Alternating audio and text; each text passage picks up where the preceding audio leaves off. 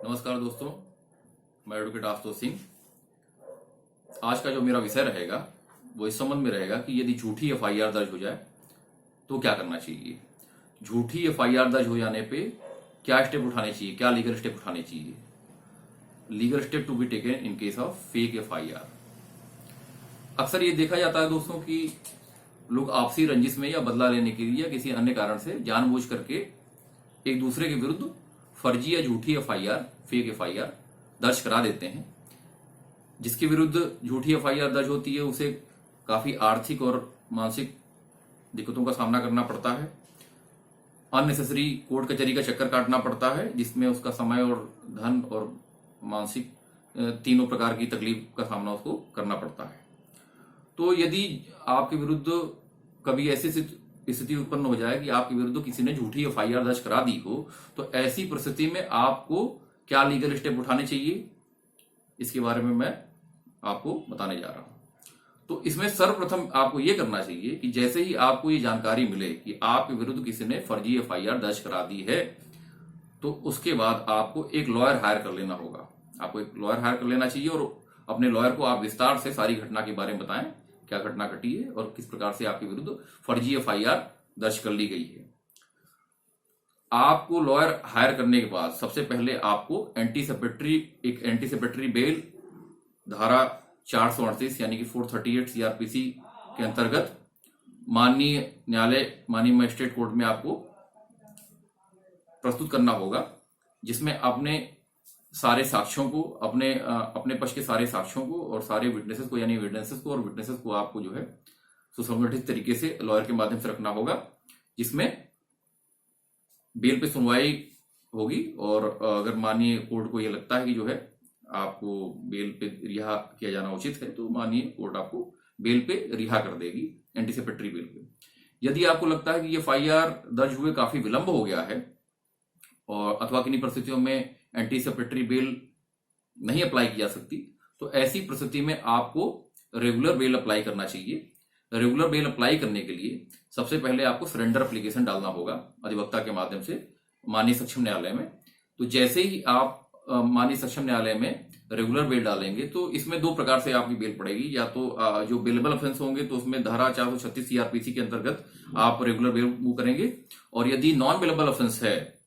और उसमें पर्याप्त आधार है कि हाँ आपको बेल पे रिहा किया जाना उचित है, तो इसमें धारा 437 सीआरपीसी के अंतर्गत आप माननीय न्यायालय के समक्ष बेल एप्लीकेशन प्रस्तुत करेंगे।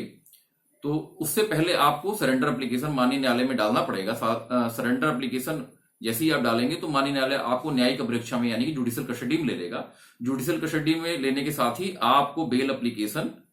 रेगुलर बेल एप्लीकेशन माननीय न्यायालय में डालना होगा। उस पर माननीय न्यायालय सुनवाई करेगा और माननीय न्यायालय को यदि लगता है कि हाँ आपको बेल पे रिहा किया जाना न्यायोचित है, तो आपको माननीय न्यायालय बेल पे रिहा कर देगा। किन्हीं परिस्थितियों में यदि आपकी बेल रिजेक्ट कर दी जाती है, तो ऐसी परिस्थिति में अगर माननीय मजिस्ट्रेट कोर्ट द्वारा आपकी, माननीय न्यायिक मजिस्ट्रेट कोर्ट द्वारा आपकी बेल रिजेक्ट कर दी जाती है, तो ऐसी परिस्थिति में आप माननीय सेशन कोर्ट अथवा माननीय ऑनरेबल हाई कोर्ट की शरण ले सकते हैं और धारा 439 सीआरपीसी के अंतर्गत आप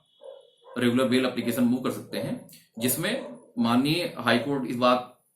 को देखती है कि आपको बेल पर रिहा किया जाना न्यायोचित है अथवा नहीं। यदि माननीय उच्च न्यायालय अथवा माननीय सेशन कोर्ट को ऐसा लगता है कि आपको बेल पर रिहा कर देना चाहिए, तो माननीय न्यायालय आपको बेल पर रिहा करने के साथ इस बात का उपबंध रखती है कि आप जो है समय समय पर उस संबंधित मुकदमे में आप हाजिर होते रहेंगे और बॉन्ड पे या जो भी शर्तें होंगी माननीय न्यायालय की, उसके आधार पे माननीय न्यायालय आपको बेल पे रिहा कर देती है। जैसे ही आप बेल पे रिहा होते हैं, तो सबसे पहले आपका काम ये करना होगा कि धारा 482 सीआरपीसी के अंतर्गत आप माननीय हाई कोर्ट यानी कि ऑनरेबल हाई कोर्ट में एक अपील मूव करेंगे।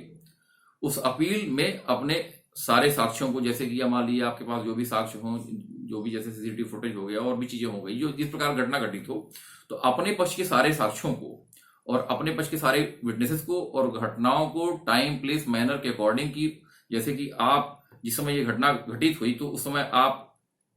उस समय वहां पे थे नहीं, या जिस प्रकार से उस जगह पे नहीं थे, उस समय पे नहीं थे, या जिस प्रकार से वो करने के लिए आप एफआईआर को धारा 482 सीआरपीसी में चैलेंज करेंगे और इसके साथ ये अपील दाखिल करेंगे कि ये एफआईआर जो है फर्जी है, झूठी है, निराधार है और इस एफआईआर को रद्द कर देना चाहिए माननीय न्यायालय द्वारा, माननीय हाईकोर्ट द्वारा। और साथ में आप इस बात का जिक्र करेंगे कि आपका एफआईआर में फर्जी तरीके से नाम डाला गया है, एफआईआर अथवा इस परिस्थिति में कि एफआईआर में कारित अपराध कभी किया ही न गया हो, अथवा एफआईआर में आरोपी के विरुद्ध अपराध साबित करने के लिए बिना किसी उचित आधार के निराधार आरोप लगाए गए हों। तो इन बातों का जिक्र करते हुए आप माननीय न्यायालय के समक्ष धारा 482 का एक एप्लीकेशन यानी अपील प्रस्तुत करेंगे, जिसमें माननीय न्यायालय सारे साक्ष्यों को, सारे सबूतों को देखते हुए इस पर निर्णय लेगी कि एफआईआर को क्वैश कर देना चाहिए अथवा नहीं। यदि माननीय न्यायालय को ऐसा लगता है कि हाँ एफआईआर को क्वैश कर देना चाहिए और निराधार है और आपको फर्जी तरीके से फंसाया गया है, तो माननीय न्यायालय आपके पक्ष में ये निर्णय देते हुए कि एफआईआर को क्वैश कर दिया जाए या एफआईआर को जो है निरस्त कर दिया जाए, एफआईआर को जो है रद्द कर दिया जाए। रद्द करने के साथ ही आपके पक्ष में जो एफआईआर के दोषी है उनके विरुद्ध भी कठोर कानूनी कार्रवाई की कार्रवाई माननीय न्यायालय द्वारा की जा सकती है। अब आपको यहां पे ये बता दें कि ऑनरेबल हाई कोर्ट में 482 के तहत जब आप अपील करते हैं एडवोकेट के माध्यम से और जो आप प्रमाण और सबूत पेश करते हैं और माननीय न्यायालय उसके आधार पर एफआईआर को खारिज कर देता है, तो आप जो है ये आपको ये अधिकार प्राप्त हो जाता है कि आप जो है जो दोषी हैं यानी जिन्होंने आपको फर्जी तरीके से फंसाया हुआ हो, तो उनके विरुद्ध आप धारा 500 आईपीसी के अंतर्गत आप मानहानि का मुकदमा कर सकते हैं। मानहानि के मुकदमे के तहत जो है उनको आप जो है सजा भी दिलवा सकते हैं और धारा 250 सीआरपीसी के तहत आप मुआवजा भी ले सकते हैं। मुआवजे का भी प्रावधान धारा 250 सीआरपीसी के तहत किया गया है। एफआईआर फर्जी साबित होने पर या आपका नाम निर्दोष होने पर माननीय न्यायालय के द्वारा आप दोषियों के विरुद्ध, जिन लोगों ने आपके विरुद्ध फर्जी एफआईआर दाखिल किए, धारा 211 आईपीसी के तहत आप मुकदमा दाखिल कर सकते हैं तथा साथ ही साथ आप उस पुलिस अधिकारी के विरुद्ध, अगर आपको ये पूरा कंफर्म है और आपके पास ये एविडेंस है और चीजें हैं इसमें, और साथ में जो आपके पक्ष में माननीय न्यायालय का निर्णय आया हुआ, तो उस पुलिस अधिकारी के विरुद्ध जिसने जानबूझ के आपको फर्जी और झूठी एफआईआर में फंसाया है, उसके विरुद्ध भी आप धारा 182 आईपीसी के अंतर्गत मुकदमा दर्ज करा सकते हैं माननीय न्यायालय के समक्ष। तथा साथ में आप जो है एक रिट पिटीशन भी, इसके अलावा आप यदि आपको लगता है कि जो है एफआईआर में आपका जो है नाम जो है फॉल्स एंड फैब्रिकेटेड, आपका जो है गलत तरीके से जो है साक्ष्य इकट्ठा किए गए, तो आप जो है आपके विरुद्ध, तो आप जो है धारा 218 सीआरपीसी के अंतर्गत भी आप जो है पक्षकार बना सकते हैं। तो इसमें हमें ध्यान ये रखना होता है कि सबसे पहले आपको जैसे ही आपके खिलाफ आपको ये पता चलता है कि फर्जी एफआईआर हो गई, तो आपको बेल लेना होता है। बेल का जो प्रोसीजर पूरा फॉलो करना होता है। जैसे ही बेल आपको मिल जाती है, तो धारा 482 सीआरपीसी में आप एक अपील दाखिल करके माननीय न्यायालय के समक्ष अपने सारे साक्ष्य और सारे विटनेसेस जो रखते हुए, सारे साक्ष्यों को संकलन करते हुए आप ये प्रस्तुत करेंगे कि आपके विरुद्ध फर्जी एफआईआर की इसको पेश किया जाए और दोषियों को कठोर से कठोर सजा दी जाए। तो आज का विषय मैं यहीं पे समाप्त करता हूं मित्रों। मेरे चैनल को लाइक और सब्सक्राइब करना ना भूलें और बेल का आइकन जो है प्रेस करना ना भूलें। और इसी को यहीं समाप्त करता हूं। इस प्रकार से आपकी एफआईआर जो है अगर फर्जी एफआईआर तो रद्द हो जाएगी और आप जो है दोषियों के विरुद्ध जो है मुकदमा भी दाखिल कर सकते हैं, तो आप माननीय न्यायालय के माध्यम से कठोर कार्रवाई भी करा सकते हैं और मानहानि का मुकदमा डाल के आप जो है उनको सजा के साथ साथ आप मुआवजे को भी जो है आप ले सकते हैं। तो ठीक है मित्रों, आज का विषय यहीं समाप्त कर रहा हूं। अगले वीडियो के लिए इंतजार करें